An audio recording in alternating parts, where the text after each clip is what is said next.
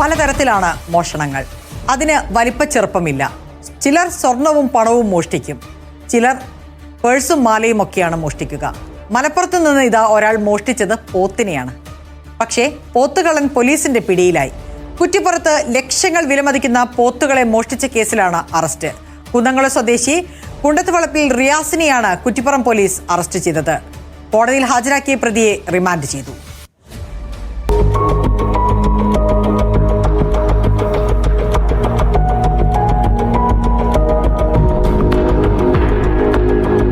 ദിവസം മുമ്പാണ് കുറ്റിപ്പുറം കഴുത്തല്ലൂർ സ്വദേശി നബീലിന്റെ വീട്ടിലെ ഫാമിൽ നിന്ന് 1,10,000 രൂപ വിലയുള്ള പോത്ത് മോഷണം പോയത്.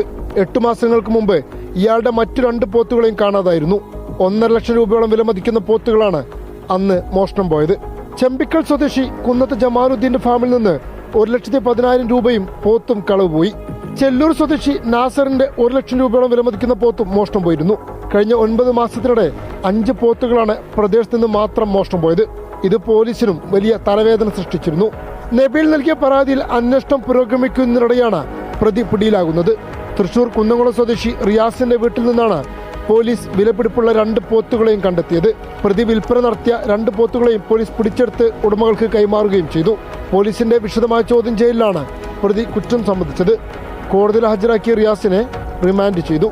Big TV Malappuram.